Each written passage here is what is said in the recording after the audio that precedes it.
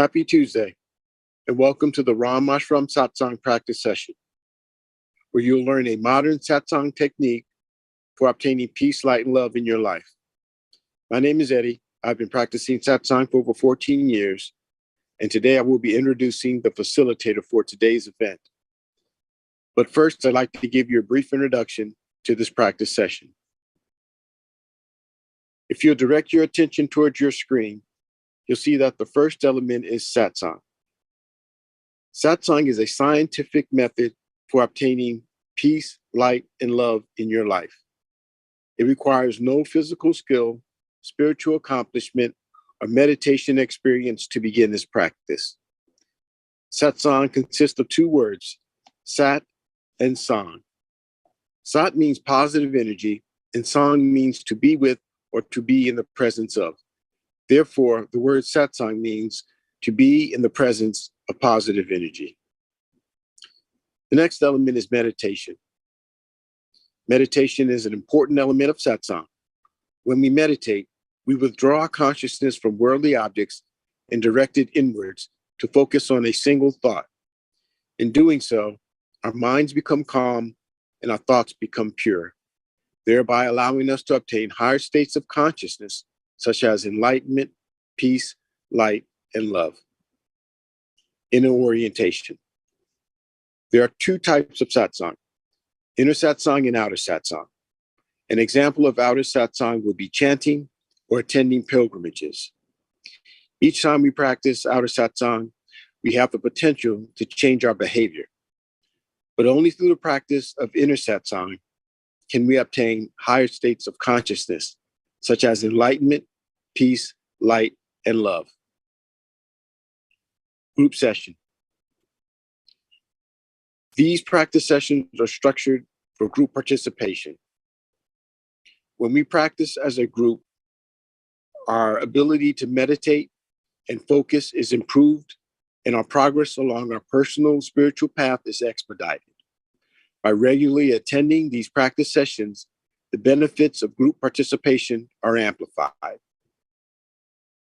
Joy and inner happiness. All beings wish to experience joy. Joy is the eternal longing of the soul. But only through the practice of inner Satsang can we obtain a joyous state. Each time we practice Satsang, our inner happiness gradually increases, ultimately culminating in the state of joy, which we experience 24 hours a day, 7 days a week. The agenda for today consists of 3 sessions: the informative session, the practice session, and the interactive session.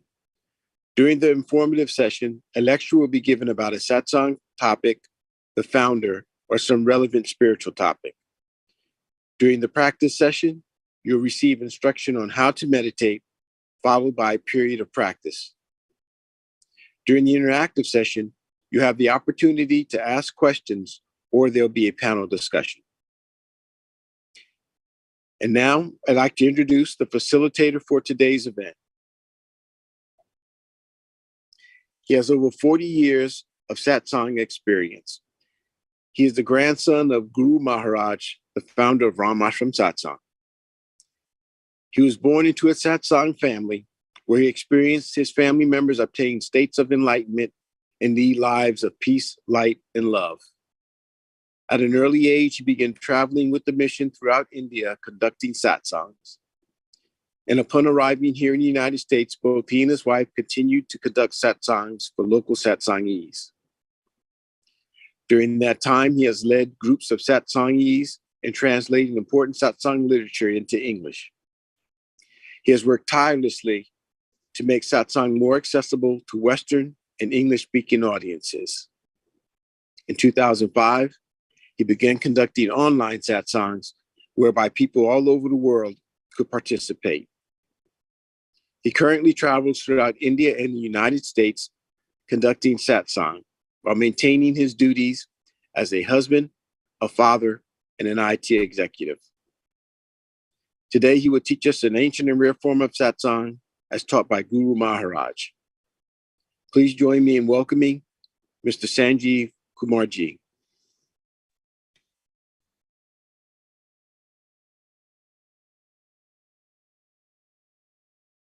Yeah, thanks, Eddie.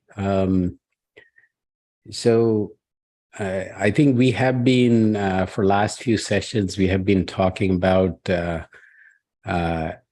how satsang relates to the yoga philosophy. And um, I had at different times recorded, uh, you know, um, it's very similar videos. So if you have uh, heard this before, I feel it's important enough topic because um, a lot of people think about yoga as just the exposure around the physical benefits, the physical exercises and breathing exercises have been so heavily emphasized that I think we have lost the actual meaning and the depth and breadth of the yogic practice. And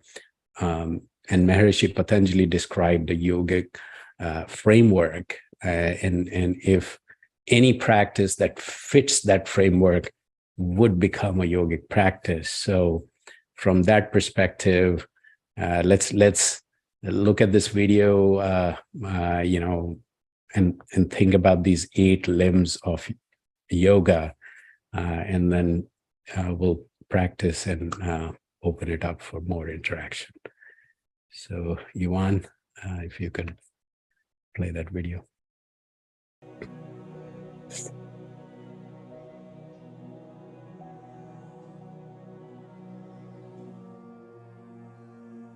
I had been thinking about to just define yoga and satsang. The definitions are very, very similar. So satsang is to be with, sang is to be with, and sat is positive energy. So to be with positive energy is satsang. Now yoga, a lot of people think that it's mostly about poses, physical exercises, and breathing exercises. Let's go back, step back. Like yoga means yog, which is union of what? In satsang, we become one with this transcendental energy. So that union would make us like the energy. So that's the goal and cannot be achieved without meditation. So satsang is all about meditation, and I think yoga is too. For example, Gita, also called yogic scripture, and I mean, it does describe some things, but mostly it doesn't have any description of asanas or pranayams.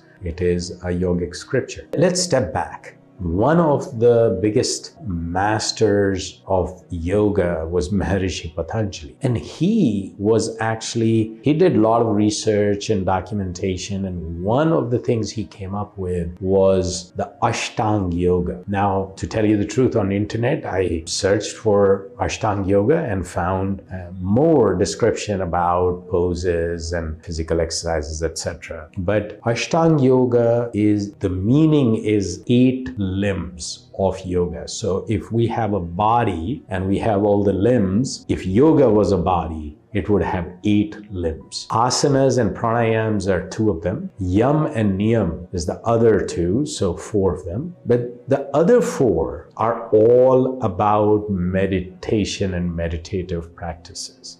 Pratyahar, dharana, dhyana, and samadhi. So he created a framework. So any meditative practice that is prevalent or you want to look at, if it has these 8 limbs, then it would be a yogic practice. So satsang essentially, and especially described by Guru Maharaj, my grandfather, Dr. Chaturgut Sahaji, he clearly focused on pratyahar, dharana, dhyan, and samadhi as the main or the core focus, while service is also part of it, being with the guru is also part of it, but pratyahar, dharana, dhyan, and samadhi is absolutely at the core. So now what does pratyahar, dharana, dhyan, and samadhi mean? So let's take dharana first. So dharana is your object of concentration or what you want to manifest in your meditation. It's very important. What do you want to manifest? People want to manifest love, relationship, money, etc. They want to go back to the materialistic things which away from inner peace, away from your real goal of yoga or satsang. So yes, even in Indian scriptures, you would find a lot of ways to manifest other things, including love and money. I don't see too much harm in that, and that's your goal. But if you want to achieve inner peace, if you want to achieve higher consciousness, manifest something else. For example, Guru Maharaj talked about manifesting transcendental energy in form of light. And that itself is like, if you imbibe positive energy, you will be positive. You can, when you are able to receive and store immense amount of positive energy, you will affect others with that positive energy. That's the ultimate goal of following a satsang meditative practice. Coming back to dharana, what do you want to manifest? What is your object of concentration? When you meditate, what will be your starting point? What will you visualize? What will you imagine? And that here is transcendental energy in form of light. So basically you will start with that thought that this energy is in front of you and it's entering your heart and distributing throughout your body. So essentially you are becoming one with this energy. That's your dharana, that's your imagination, that's your manifestation. When you go deep in it, it becomes your meditation. So that's dhyan. So dharana and dhyan, two of the key limbs of Ashtanga Yoga, are absolutely integral to the meditative practice that we do and a lot of other meditative practices that follow Ashtanga or the yogic way of meditating. Now, pratyahara is about looking inwards. It's also about, when you get distracted, coming back to your object of concentration. So pratyahara is integral to any meditative practice anyway, because when you get distracted from your meditation, when you get distracted from your manifestation, somehow the barrage of thoughts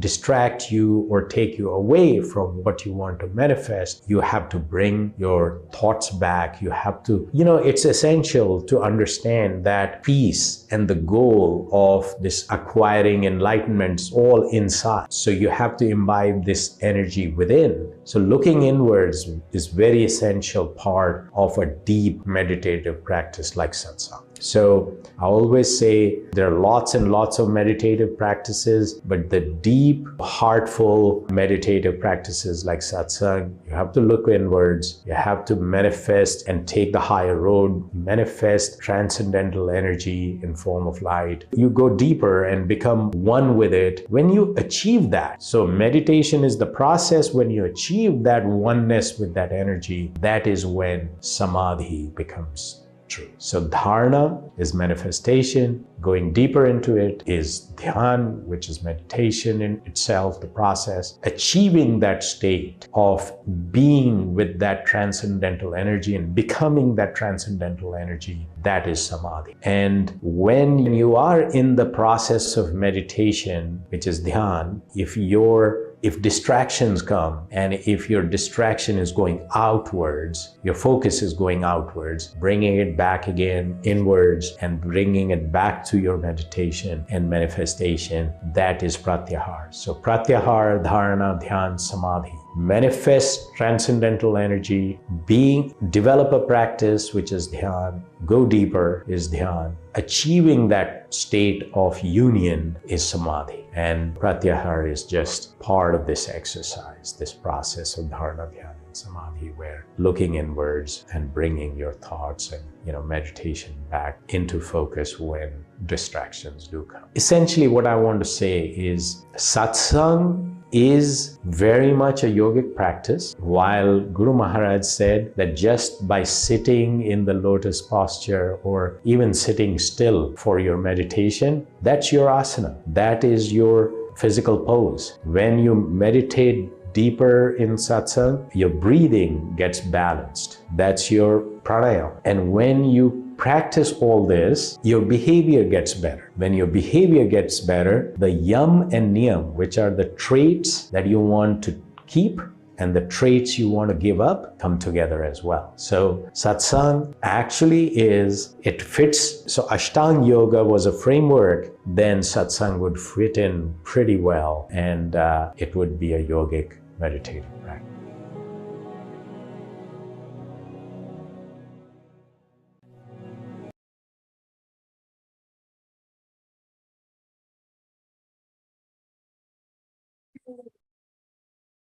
All right. So I know it's a repeat message, but an important one, I think, and it kind of positions satsang in this backdrop. And I think let's practice, and then we'll open up for discussion on those. So Yuan, let's bring up this slide again. So here, in a way, it is guided meditation as well, not that it's breathing meditation or you are guided during the meditation, but there is always, instructions before the meditation. And if you look at that, the instruction is, one, sit in a relaxed posture, in a posture where you will minimize bodily movement. So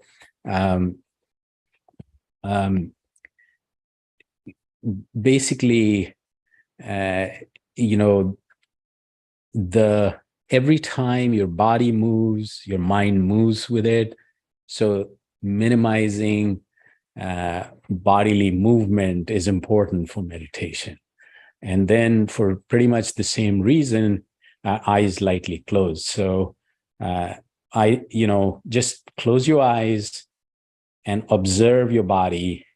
Make sure it's strain-free, relaxed, and it's a posture that you can keep for 20, 30 minutes from here. Now, and then you think about this transcendental energy in form of light, which is right here, right now with us in form of light. And that light is entering our heart and distributing throughout our body. So transcendental energy, feel the presence, feel the connection, and that energy in form of light is entering our heart, filling up our heart, and then it's getting distributed throughout the body. And when, what will happen is that there is no activity. It's just, just feeling that you are surrounded by, you are getting filled with this energy, and you're pretty much becoming one with this energy. And when you observe this and feel this, you're naturally, the mind will go away and, and will find some other thought, and then you have to bring it back. So this orienting ourselves inwards, and when we find that mind has gone outwards again, bringing it back, that is one of the 8 limbs of Ashtanga Yoga, which is inward orientation. What we are trying to manifest, what we are trying to concentrate on, that's our dharana, which is the beginning of a deep meditative practice. That's where, if there is, I always say meditation is effortless. So if there is any effort, it's in trying to concentrate, but that should be pretty much, the whole idea is that give up the multitudes of thoughts and think about this transcendental energy around us, in front of us in form of light, and it's entering our heart, distributing throughout our body, and we're becoming one with this light. Now, when we go deep and forget who we are, where we are, and essentially for moments, there might not be any thought at all. That's meditation. But when, so it could go in this direction where, you're getting deeper into inner silence. And it could go into the other direction where you find it has, your mind has just started thinking about people, situations, and etc. So then you have to bring it back. And that's the pratyahar part, the inward orientation aspect. If even for moments when we go into deep meditation, it refreshes us, charges us, and relaxes us in ways. It's moments of meditation, I think, gives you more than hours of sleep. And I have, people have documented that they, I mean, I don't do that, but people have documented that they replace this power nap, which is more around meditation, but anyway. And then once you get deeper into the practice,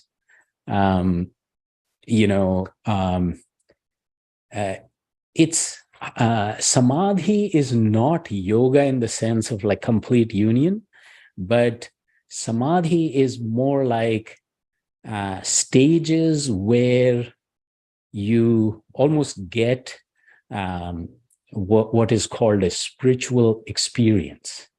Like people would, ayahuasca gives you out-of-body experience. People then don't forget it for sometimes their lifetime.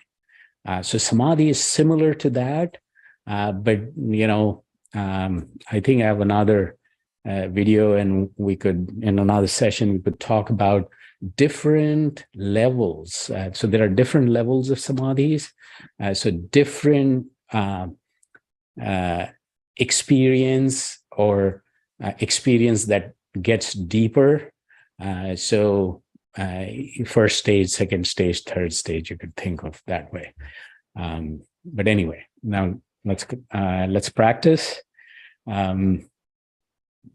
So eyes lightly closed, relaxed posture, a posture where we could sit still for the period of meditation and think of this transcendental energy all around us, and also not far, just right here, right with us, and it's charging us up. It's in form of light, and that light is entering our heart and enlightening the heart, and this light, like our blood, goes to every nook and corner of our body, and we are getting completely and totally immersed in this energy, in this light. And if mind wanders away, because we have to just think about that, nothing else. And, so the one alternate is we go very deep in this thought and forget about it, forget about ourselves, forget about, thinking even. Or the flip side is it goes elsewhere, realize it, and we bring our mind back to this observation of transcendental energy that's energizing us. So let's start now.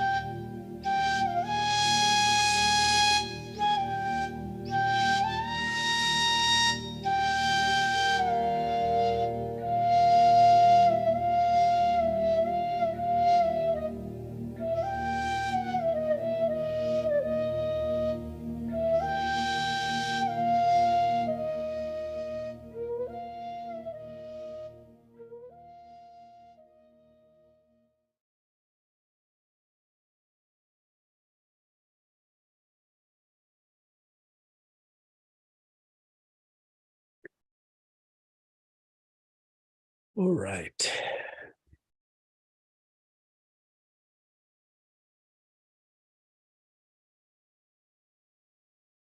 So questions, comments?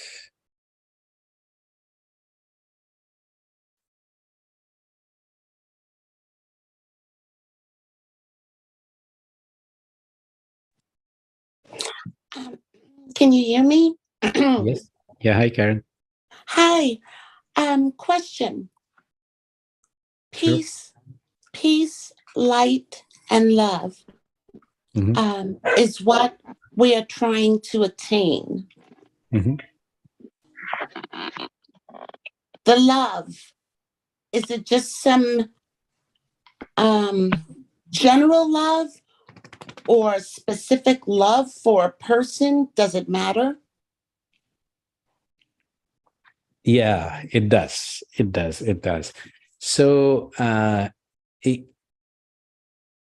I think it's a very, very good question, and I think Shivangi would, if we can find that video where I talked about satsang's target state as light, love, and peace. So Karen, let me try to answer this in a couple of ways. So one, Yuan, can you find the pyramid and then in that context, I could probably highlight some of the points Karen is asking.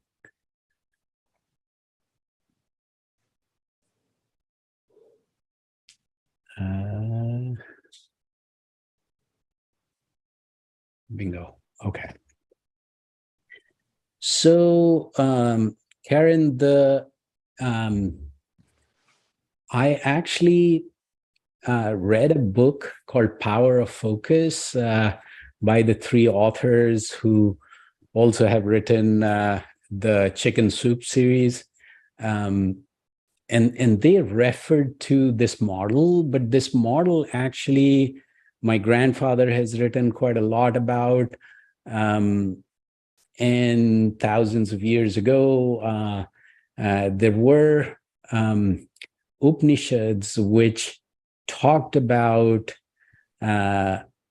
deeper meditative practices and what they do. So they kind of described 5 milestones through which you have to go through to get to a point where inner peace is actually consistent, deeper, and it's so abundant within you that anybody who comes in contact with you gets affected by that peace rather than the other way around. So that's peace. The peace that I'm talking about is like ocean of peace, abundance of peace, where not only you are in deeply settled peace, but you are so infectious that peace is, and I fortunately met with multiple people who had achieved that state where just by being with them, I could feel it was so infectious.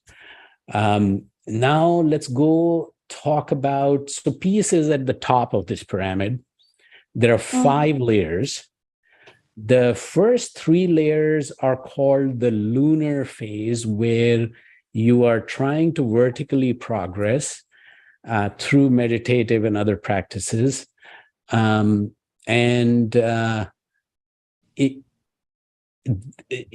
That's those first 3 are called lunar phase because there is no inner light within, but we are reflecting light from the outside. However, beyond the 3rd realm, it's the solar phase where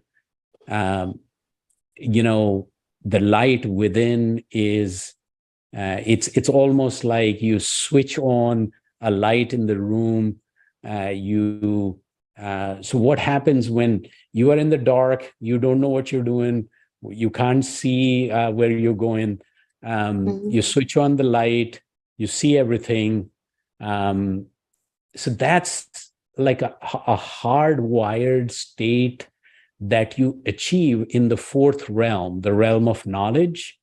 So you perceive very abstract things. And you would say, what is an abstract thing? The most abstract thing, in my view, is the definition or concept of God.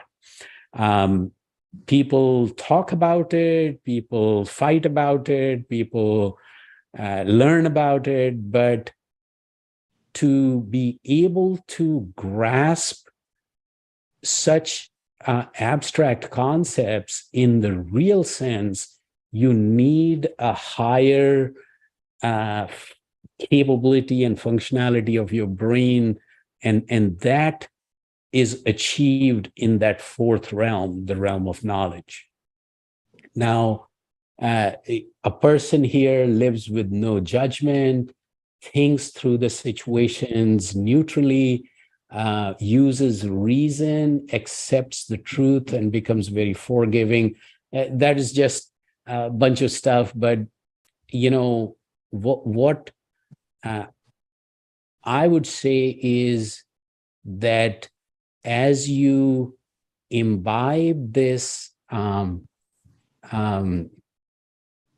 transcendental energy in form of light, you are first receiving and trying to manifest this energy. Eventually, when you start, this manifestation actually becomes real. You actually, let me describe it slightly different way. Hopefully that will help. What happens right now, if I am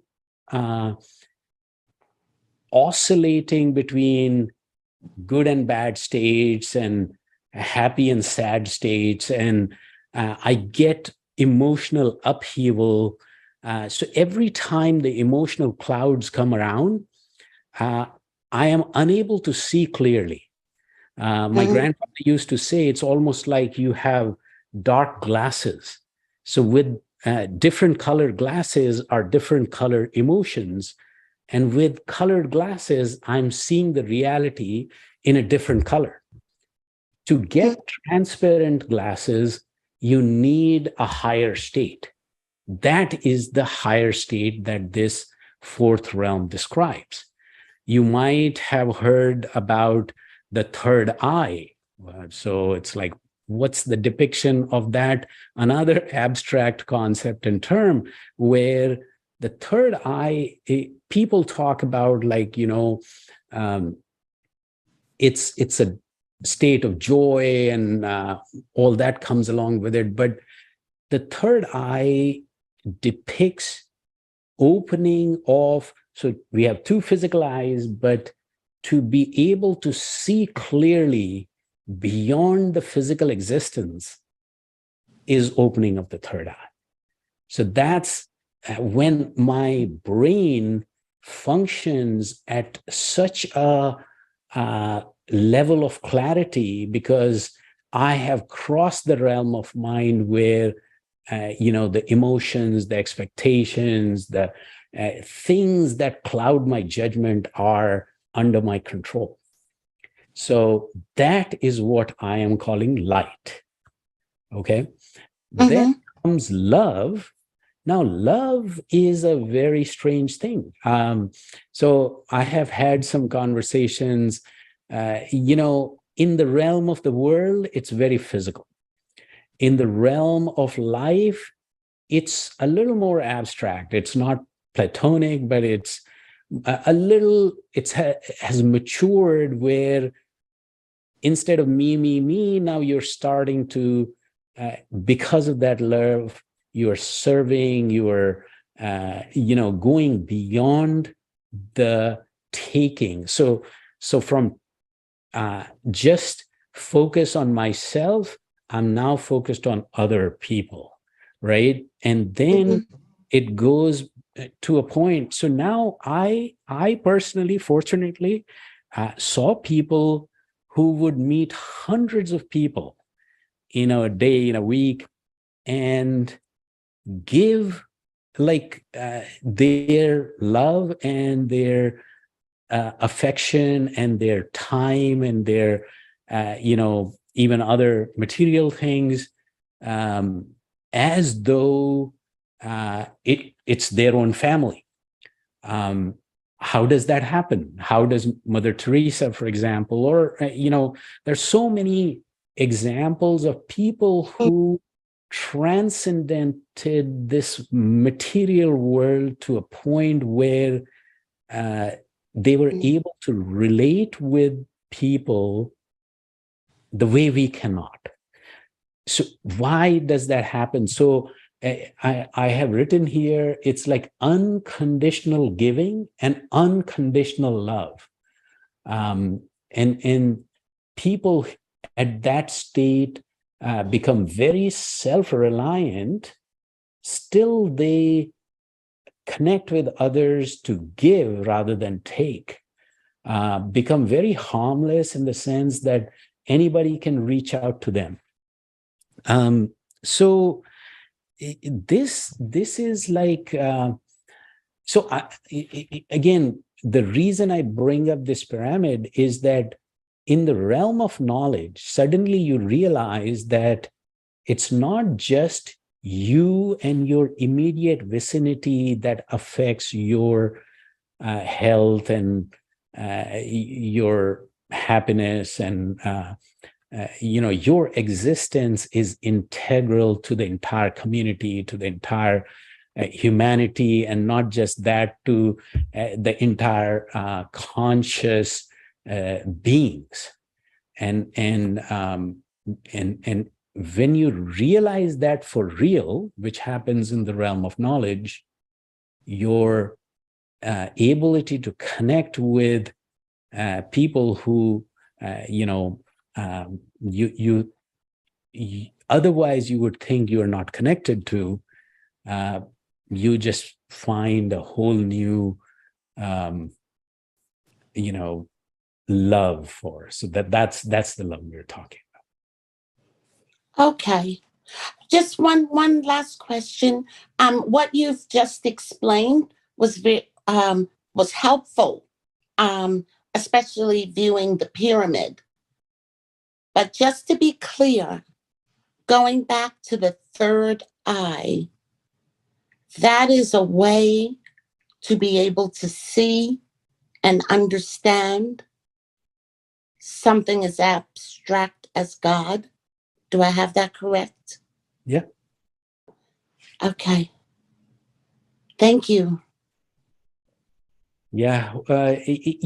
So yeah, good, very, very good question. It's, I think I have recorded what, when we do satsang and meditative practices. So if I was to define what would be the target state, where is our goal of doing all the practice and making this practice deeper and deeper.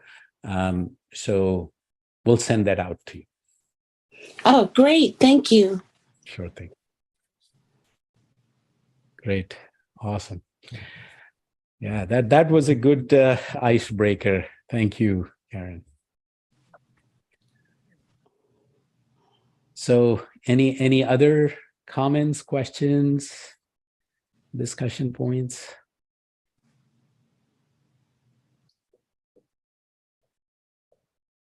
Myra? No, I just turned my video on by accident. No, I don't have a question. This was very informative, though. My first time. Thank you very much. And appreciate you being here, and thank you for being here, actually. And my grandfather, who started this in 1930 and just opened his doors and said, whoever wants to come and try this is welcome. And I'm trying. I find that some of the things that just describing them in English and today's culture, it's not an easy thing. But but I think this format and these sessions are evolving pretty well. I think it's a good experience. I really like it's tweak from the traditional, but it's I think it has come up pretty well. So do you meditate otherwise? Like how's your you said it's the first time here, but what other things you do around meditation? I've sometimes I go to different especially now it's still online, some meditation groups, sort of a learning experience, a little bit of meditation. And I'm Jewish and I do some Jewish meditation. And one thing I like is this doesn't interfere at all with my Jewish belief system. Nothing specific. I've done different ones over the years. I mean, I don't have one specific one that's my go-to all the time, but I do believe meditation is very, very important, and it has excellent, wonderful benefits. And I was wondering, I would love to have a link to some of the things that you showed, like that pyramid and the video, and I would love to have links to those. I'd love to be able to look at them later, if possible. Yeah. So Shivangi, are you sharing that on the chat? Yes, I'll put the links in the chat. I'll do that. Yeah, we are revamping the website also, so that could potentially become the go-to place. But right now, I think you will find the YouTube channel link where we are trying to post fairly regularly now.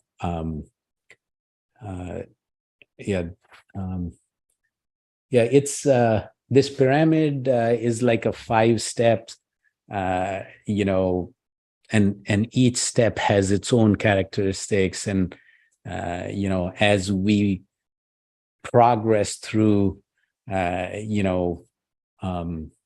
vertically, it's fairly distinct. There are milestones that have been described, and in my experience, I found that as your meditation gets deeper, and you start on the 3rd realm, you start seeing some spiritual experiences you start experiencing, and then it grows further in the 4th and 5th realm. So it's pretty distinct. So and it's interesting, like if you are, I'm just saying, for example, like if you were in the 2nd realm, it's hard to figure out what does it look like, but just to see that there is more to it and people have experienced it, and it provides some motivation and also provides some clarity in the sense that as you are going through the journey, you can, oh yeah, this is what was described there. So it helps. I did go to the website and I couldn't find any links to the YouTube channel or any other place that you might have information. So thank you for I'll check the chat out. I didn't see it on the, I'm glad you said you're revamping. A real quick comment, and then I'll let you talk, I promise. I love languages and I'm so, words, and I love the fact that there was explanations about what some of the words mean. It means, it really broadens my understanding and it just makes me feel really good. So that's a wonderful. Yeah, Thank you. thank you. And see, these words, even like if you were, for people who know Hindi, this is Sanskrit, and some of these words are so specifically tuned towards like meditative aspects that, pratyahar, I wouldn't use that word in normal, general sense of the word. It won't be any, it wouldn't communicate anything specific to me other than just, it's very specific to a meditative practice. And believe it or not, in India, actually, here it is confusion because people try to interpret multiple different ways. But in India, because people, also try to, based on their own experience or based on the definitions and translations, they also describe it so many different ways. So what I found interesting was my grandfather simplified, broke it down to like, very simple definitions, very, very simple. He wrote books and books and books, and a 7-volume book about his journey through the pyramid.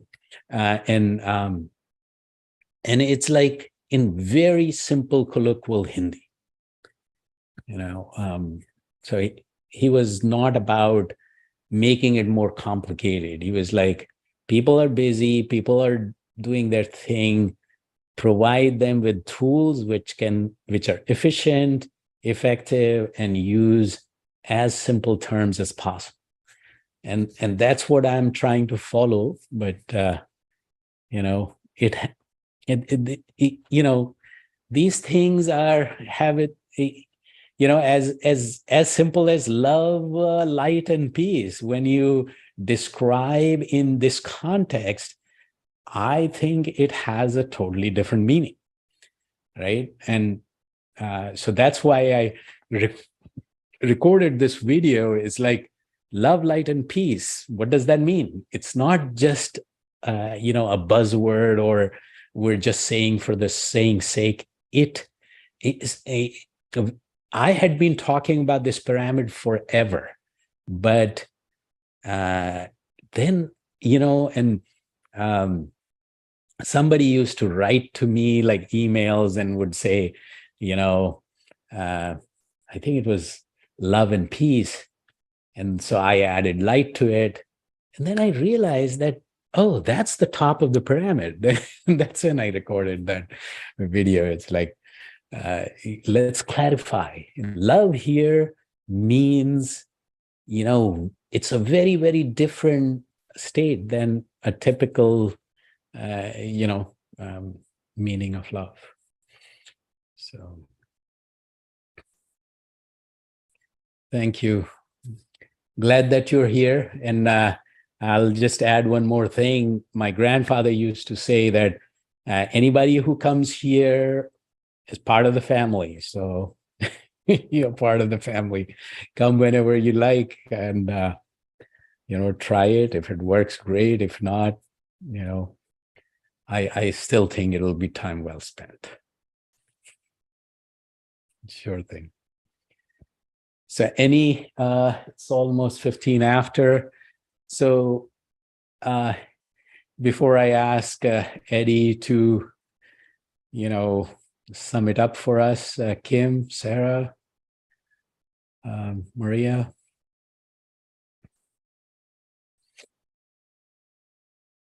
Kelly, I don't know if you have mic, but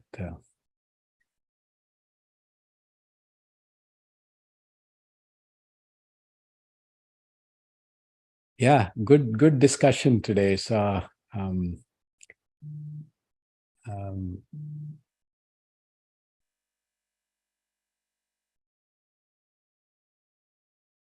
so let's wrap it up on that note. So Eddie, would you? Okay. We mentioned in the introduction that all beings wish to experience joy, and that joy is the eternal longing of the soul. And so when you describe the Ashtanga Yoga and the 8 limbs of Ashtanga Yoga, it describes a framework for transforming our low-natured soul, which is driven by desires, controlled by desires, to a higher nature soul whereby we can experience that joy. In the process of accumulating these limbs, the one thing that we should be aware of is that our ability to accumulate more of this transcendental energy is enabled. And so as we accumulate these limbs, we build up the capacity to collect more and more of this transcendental energy, which is the key and which is really the primary and major key for enabling us to transmute ourselves from low nature to a high nature. And so when we practice in the mornings and in the evenings in our private time, that's facilitating our ability to accumulate more and more of that transcendental energy. And, the more we have, essentially, the faster and the higher we go. So, if you can, please practice, practice, practice. Yeah, absolutely. Practice, practice, practice. That's the name of the game. So thank you very much. Appreciate you being here. Have a great week ahead. And so every Tuesday, same time, Saturdays at 10 a.m. Eastern. Link is in the chat. Link remains the same. So feel free to join when you can. And on that note, have a good night and take care. Thank you, Sanjeev ji. Good night, everyone. Namaskar. Namaskar.